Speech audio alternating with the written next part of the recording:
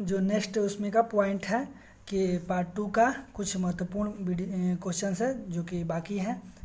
चलिए उसको हम जानते हैं। चलिए तो उसमें पहला क्वेश्चन है कि उसमें था कि 43 नंबर क्वेश्चन, याद रखिएगा पॉइंट जो था वह है 43। क्या है तो 43 है, 43। ओके, 43 का पहला नंबर क्वेश्चन है कि सिंधु घाटी 43 पार्ट है, जिसमें एक पार्ट में 10 क्वेश्चन है। चलिए तो सिंधु घाटी सभ्यता की विकसित अवस्था में से किस स्थल में से घरों को कुआं के अवशेष जो मिले हैं तो वह मोहनजोदड़ो हैं। हड़प्पा एवं मोहनजोदड़ो की पुरातात्विक खुदाई के जो कि खुदाई का प्रभारी जो बनाया गया था, याद रखिएगा कौन थे तो सर जॉन मार्शल थे। याद रखिएगा कि हड़प्पा एवं मोहनजोदड़ो के पुरातात्विक खुदाई के जो प्रभारी कौन थे तो सर जॉन मार्शल थे। किसके शासनकाल में ब्लैक हॉल घटना घटित हुई थी तो सिराजुद्दौला। याद रखिए किसके शासनकाल में ब्लैक हॉल घटना घटित हुई थी तो वह है सिराजुद्दौला। पाली ग्रंथों में गांव के मुखिया को क्या कहा जाता था तो ग्राम भोज कहलाता था। आप जानते हैं कि पाली ग्रंथों में गांव के जो मुखिया को क्या कहा जाता था तो ग्राम भोज कहलाता था। निम्न में से कौन सिकंदर के साथ भारत आने वाले इतिहासकार नहीं था तो हेरोडोटस। याद रखें निम्न में से कौन सिकंदर के साथ भारत आने वाला इतिहासकार नहीं था तो हेरोडोटस था। मौर्यकालीन भारत में एग्रोनोमी किसे कहा जाता था और सड़क निर्माण अधिकारी। तो याद रखिएगा कि मौर्यकालीन भारत में एग्रोनोमी किसे कहा जाता था तो सड़क निर्माण अधिकारी को कहा जाता था। नेक्स्ट अगर हम 7 नंबर की बात करें, निम्नलिखित में से कौन अफगानिस्तान स्थित सिंधु सभ्यता का स्थल है तो वह है मुंडीगाक और शोर्तोगोइक। याद रखिएगा मुंडीगाक और शोर्तोगोई देह मोरा सिंघोड़ी। याद रखिएगा देह मोरा सिंघोड़ी। निम्नलिखित में से कौन अफगानिस्तान स्थित सिंधु सभ्यता का स्थल है तो मुंडीगाक सुतोगोई और देह मोरा सिंघू। ठीक है। चलिए नेक्स्ट क्वेश्चन जो है गौतम बुद्ध ने भिक्षुणी के संघ की स्थापना कहाँ की थी तो कपिलवस्तु में की थी। आप जानते हैं कि गौतम बुद्ध ने ही भिक्षुणी की संघ की स्थापना कहाँ की थी तो कपिलवस्तु में की थी। कौटिल्य के अर्थशास्त्र में किस पहलू पर प्रकाश डाला गया है तो राजनीतिक शास्त्र। याद रखिएगा राजनीतिक जीवन पर। पाटलिपुत्र में स्थित चंद्रगुप्त का पहला महल मुख्यतः किसका बना था तो लकड़ी का बना हुआ था। पाटलिपुत्र में स्थित चंद्रगुप्त का जो महल था मुख्यतः क्या चीज़ का बना हुआ था पाटलिपुत्र में तो वह लकड़ी का बना था। लॉर्ड कर्जन ने बंगाल विभाजन के किस वर्ष रद्द किया था तो 1911 में। आप जानते हैं कि 1911 में ही लॉर्ड कर्जन ने ही बंगाल विभाजन को रद्द किया था। भगवान बुद्ध, याद रखिएगा बौद्ध धर्म और जैन धर्म दोनों को विश्वास करते थे कर्म और पूजन, याद रखिए पुनर्जन्म के सिद्धांत सही है। बौद्ध धर्म और जैन धर्म दोनों विश्वास करते थे क्योंकि कर्म और पुनर्जन्म के सिद्धांत सही था। ठीक है, सही है। नेताजी सुभाष चंद्र बोस के सिंगापुर में दिल्ली चलो का नारा कब दिया था 1947 में। नेताजी सुभाष चंद्र बोस ने सिंगापुर में दिल्ली चलो का नारा कब दिया था तो 1943 में दिया था। सुभाष चंद्र बोस ने 1943 में दिया था। सर भारत एवं पाकिस्तान के बीच सीमांत किसने किया था सिरिल रेडक्लिफ ने दिया था। भारत एवं पाकिस्तान के बीच सीमांत किसने दिया तो याद रखिएगा भारत एवं पाकिस्तान के बीच किस सीमांकन किसने किया था तो सिरिल रेडक्लिफ ने दिया था। अलाउद्दीन खिलजी के निम्न सेनाध्यक्षों में से कौन सा तुगलक वंश का प्रथम सुल्तान बना तो वह है गाजी मलिक। याद रखिएगा अलाउद्दीन खिलजी के निम्न सेनाध्यक्षों में से कौन तुगलक वंश का प्रथम सुल्तान बना तो गाजी मलिक। सिंहासन पर 44 पॉइंट आ गया तो इस 44 पॉइंट में हम लोग जानेंगे कि पहला नंबर क्वेश्चन कि सिंहासन पर बैठने के बाद अशोक ने कौन सी उपाधि धारण की थी याद रखिएगा देवनागरी। याद रखिएगा कि प्रिय। याद रखिएगा देवना प्रिय। चलिए नेक्स्ट क्वेश्चन की बात करेंगे। निम्नलिखित में से कौन सा विवाह गैर मान्यता प्राप्त है तो गंधर्व विवाह। याद रखिएगा कि गंधर्व विवाह जो है कि वह गैर मान्यता प्राप्त है। विवाह गैर मान्यता प्राप्त कौन सा है निम्नलिखित में से तो गंधर्व विवाह। मालवा गुजरात महाराष्ट्र को किस शासक ने पहली बार जीता था तो चंद्रगुप्त मौर्य ने जीता था। मालवा गुजरात और महाराष्ट्र को किस शासक ने पहली बार जीता था तो चंद्रगुप्त मौर्य ने जीता था।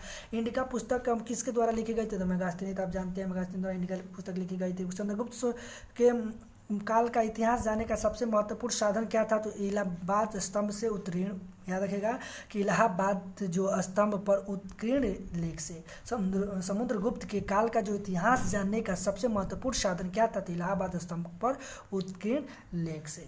निम्न में से कौन सा भारतीय क्रांति की माँ, याद रखेगा, निम्न में से कौन सी भारतीय क्रांति की माँ कहलाती है? तो बिकाजी रुस्तम गामा, याद रखेगा, बिकाजी रुस्तम कामा। निम्न में से कौन भारतीय क्रांति की माँ कहलाती है? तो बिकाजी रुस्तम कामा। गांधी जी द्वारा असहयोग आंदोलन कब वापस ले लिया गया? तो 12 फरवरी 1922 को असहयोग आंदोलन 1920 में लागू किया गया था और 12 फरवरी 1922 में वापस ले लिया गया था। भारत के विभाजन का माउंट बेटन योजना का कब घोषित किया गया? तो 3 जून 1947 को। भारत का विभाजन माउंट बेटन योजना जो हुआ था वह कब घोषित की गई थी? तो 3 जून 1947 को। 1917 के चंपारण सत्याग्रह का संबंध किससे था? तो नील की खेती करने वालों से था। 1917 के जो चंपारण का जो सत्याग्रह का संबंध किससे था? तो नील की खेती करने से था। मराठा का राज्य दूसरा प्रवर्तक किसे कहा जाता था? तो बालाजी विश्वनाथ से कहा जाता। मराठा राज्य का दूसरा प्रवर्तक किसे कहा जाता था? तो बालाजी विश्वनाथ से कहा जाता था। चलिए नेक्स्ट अगर हम बात करें कि वर्ष 1939 में, याद रखिएगा, वर्ष 1939 में कांग्रेस छोड़ने के बाद सुभाष चंद्र बोस ने किस दल की स्थापना की थी? तो फॉरवर्ड ब्लॉक की। वर्ष 1939 में कांग्रेस छोड़ने के बाद सुभाष चंद्र बोस ने किस दल की स्थापना की थी? फॉरवर्ड ब्लॉक की। मेवाड़ युद्ध और चित्तौड़ की संधि किसके शासनकाल में महत्वपूर्ण उपलब्धि थी? तो जहांगीर के। यदि आप मेढक की तरह वर्ष में केवल एक बार टर्राएंगे और यदि हम मेढक की तरह वर्ष में केवल एक बार ही टर्राएंगे तो भारतीयों को कोई सफलता नहीं मिल सकती। कांग्रेस के बारे में उपयुक्त कथन किसका है? तो बाल गंगाधर तिलक ने कहा था। बाल गंगाधर तिलक ने ही कहा था कि भारत में चार बाग शैली का प्रथम मकबरा कौन सा? तो हुमायूं का मकबरा। 4 बाग के मकबरा तो हुमायूं का मकबरा आप जानते ही हैं। कि वर्ष 1939 में कांग्रेस के छोड़ने के बाद, रिपीट करा रहे हैं कि वर्ष 1939 में कांग्रेस छोड़ने के बाद सुभाष चंद्र बोस ने किस दल की स्थापना की थी? तो फॉरवर्ड ब्लॉक की। मेवाड़ में युद्ध और चित्तौड़ की संधि किसके शासन के काल की महत्वपूर्ण उपलब्धि है? तो जहांगीर के। याद रखिए, जहांगीर के चित्तौड़ और मेवाड़ के युद्ध का जो संधि था किसके शासनकाल किया? तो जहांगीर के।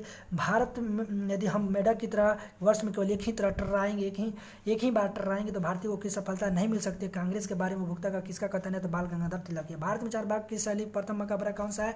तो याद रखिए, हुमायूं का मकबरा।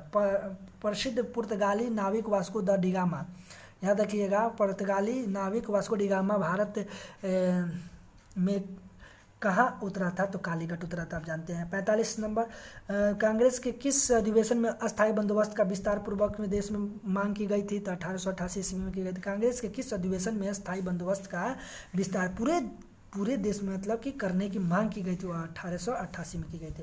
भारत का वह अर्थशास्त्री कौन था जिसने भारतीय कृषि व्यवस्था पर पुस्तक लिखी थी? आरसी दत्त। भारत का वह अर्थशास्त्री कौन था जिसने भारतीय कृषि व्यवस्था पर पुस्तक लिखी थी? वह आरसी दत्त है। ठीक है। कांग्रेस के किस अधिवेशन में अस्थायी बंदोबस्त का विस्तार पूरे देश में करने की जो मांग की गई थी? तो 1888 ईस्वी में। पूर्व एक ऐसा विश्वविद्यालय है जहाँ विद्यार्थी को कभी प्रमाण पत्र नहीं मिलता है, यह कथन किसका है? तो लॉर्ड कर्जन का है। लॉर्ड कर्जन, याद रखिए, पूर्व एक ऐसा विश्वविद्यालय है जहाँ एक विद्यार्थी को कभी प्रमाण पत्र नहीं मिलता है, वह कथन किसका है?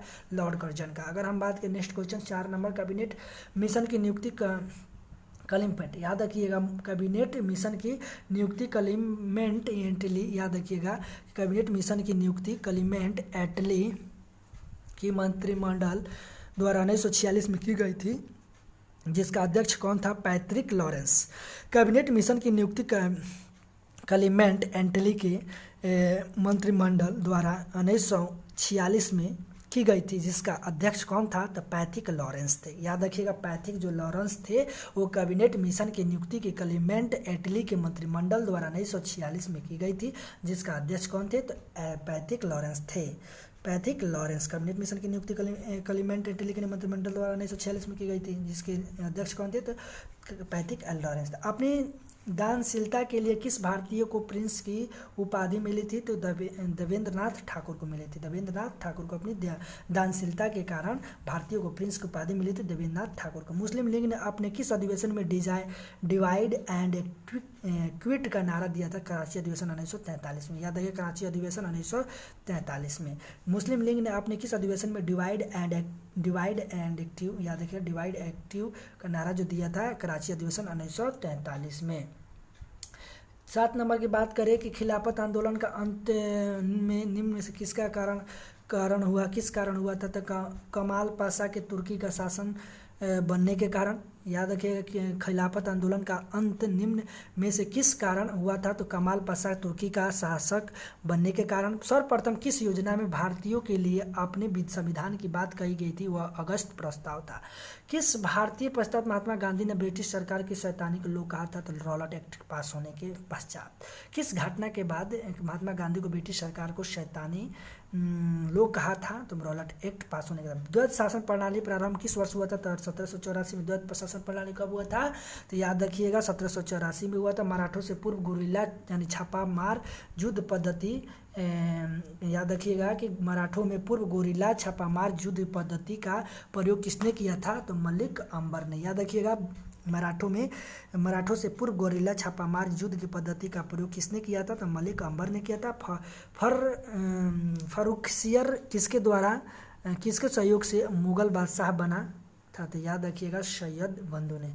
किस संधि के बाद पेशवा बाजीराव द्वितीय अंग्रेजों के, ठीक है, कि पूर्ण अधीन हो गया था, तो यह है याद रखिए बशिन के संधि। याद रखिएगा बशिन के संधि कि किस संधि के बाद पेशवा बाजीराव द्वितीय अंग्रेजों के पूर्ण अधीन हो गए थे, तो वह है बशिन की संधि। पेशवा बाजीराव जो थे द्वितीय अंग्रेजों के पूर्ण अधीन हो गए थे, तो बशिन की संधि। सियासुद्दीन मोहम्मद गौरी ने 1175 में भारत का पहला आक्रमण किस राज्य के खिलाफ किया था, मुल्तान एवं उच्च। याद रखिएगा सियाबुद्दीन मोहम्मद गौरी ने 1175 में भारत पर पहला आक्रमण किस राज्य के खिलाफ किया था, तो मुल्तान एवं उच्च के साथ। अगर नेक्स्ट क्वेश्चन की बात करें, लास्ट क्वेश्चन और लास्ट प्रश्न, प्रारंभिक तुर्क आदि तुर्क शासकों में से किसकी उदारता के कारण लाख बख्श कहा गया था, तो कुतुबुद्दीन ऐबक। याद रखिएगा कि प्रारंभिक तुर्क या आदि तुर्क शासकों में से किसकी दास्ता का कारण लाख बख्श कहा गया था, तो कुतुबुद्दीन ऐबक। याद रखिएगा प्रारंभिक तुर्क और आदि तुर्क शासकों में किसे उसकी उदारता के कारण लाख बख्श कहा गया, तो Qutubuddin Aibak. Okay, thank you. चलिए, इस तरह से आप वीडियो देखने के लिए आपको थैंक यू। और यदि आप इस तरह के वीडियो का पार्ट 2 देखना चाहते हैं, तो आप हमारे डिस्क्रिप्शन बॉक्स में जाकर आप हमारे वीडियो को देख सकते हैं, ठीक है। यदि यह वीडियो अच्छा लगे तो लाइक एंड सब्सक्राइब जरूर कर दीजिएगा। और जो 2.5 घंटे का वीडियो मैंने बनाया है वो काफ़ी इम्पोर्टेंट है, जो कि पूरी लुसेंट और हिस्ट्री से संबंधित पूरी NCERT पैटर्न पर जो पूरा इंपॉर्टेंट क्वेश्चन जो हर एग्जाम में पूछता है वो काफ़ी इंपॉर्टेंट है, आप उसको देखना मत भूलिएगा। और इसके डिस्क्रिप्शन बॉक्स में हम लिंक्स दे देंगे जिसमें आप जाकर देख सकते हैं, या मेरी प्लेलिस्ट में जाकर कि सामाजिक अध्ययन यानी हिस्ट्री से संबंधित और लुसेंट से संबंधित जितने भी हैं वो सारे क्वेश्चन आप रिवाइज कर सकते हैं घर बैठे, ठीक है। और काफ़ी इंपॉर्टेंट एग्जाम है, रिवाइज करने के लिए ये और इम्पोर्टेंट क्वेश्चन है। चलिए, ओके, थैंक यू।